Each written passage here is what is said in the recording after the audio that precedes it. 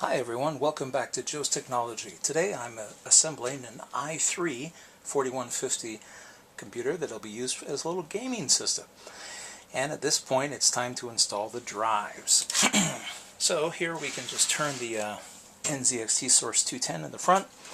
As you can see, it's got these modular 5 1/4 bays. We only need one of them because although they're not used that often anymore, I did want to go ahead and include a CD-ROM drive. You'll notice that these are flush. So the way to get these off is that you reach inside here and there's a little plastic tooth and you just press on it to release. And as you can see, now that I've got the front panel out, there's the tooth. So inside you press it to get it to release and it lets go. So now I can go ahead and put in the CD-ROM drive, which is in this envelope that's inflatable, and out it comes. This is a nice little CD-ROM from Asus, and the nice thing about this is it's SATA, so it'll plug into our everything that we need. Oh, look at this! It comes with all kinds of good stuff. Firmware upgrades. It's an RW DVD multi-recorder. Big deal. So you just slide it in the front. It's kind of hard to see here. Here, let's move it to the front here and move a little bit up. So I'm just sliding the drive into place right through the front. Something seems to be obstructing it. There we go.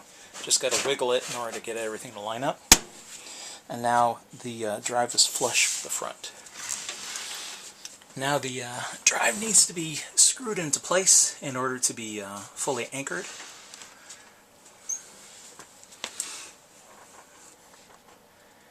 Now let's get this down a little bit. So we have the drive here, and the holes line up with the case. And recall, if you saw me opening up the NZXT for the first time, the Source 210 comes with a lot of screws. I was wondering about that. I was thinking, wow, you could lose a lot of screws and still be able to get the job done. But what they're really for is to mount all the case components. Not surprising. So here I use our magnetically tipped screwdriver. Get one in there, and no problem.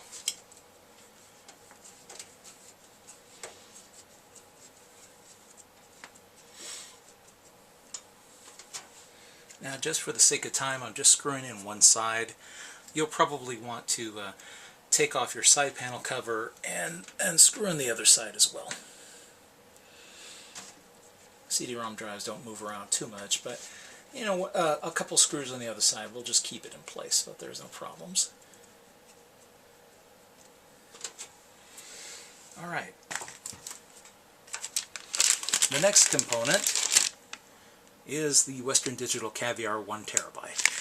These are very inexpensive drives, but they have a generous amount of space. You'll find a little notch on the bag when you receive it. Just give it a tear and the drive is open.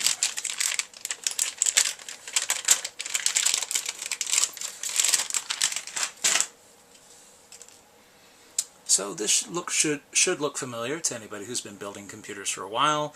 It's your standard hard drive, and it lines up with all the holes in here. The difference is that these are SATA devices, so they use special SATA cables.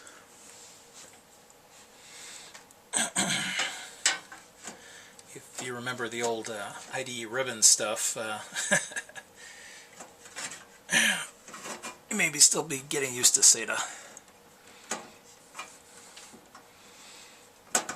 Heck, I guess I'm showing my age, but I used to install RLL and MFM drives back in the old days.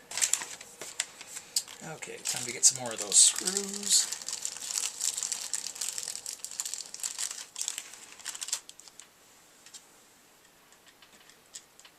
Again, we can start on this side, and then you can take off the other side of the case and finish it off by installing screws on the other side. That'll guarantee that your drive doesn't go anywhere. So I'll go ahead and do that so that both the hard drive and the CD-ROM drive are firmly secured. Now, as I screwed that in, the drive moved and the holes aren't lined up. So I just push it back into place and it's ready to be secured.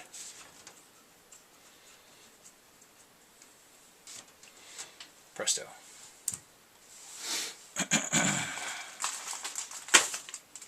Now let's see, where are those SATA cables? I say that, and of course, then I won't be able to find them.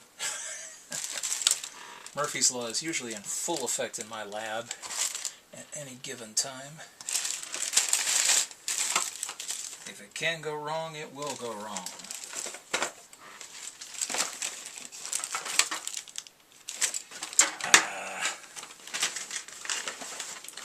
Of course, I don't know where the SATA cables are. Or, oh wait a minute, did I just find them? No, these are power cables.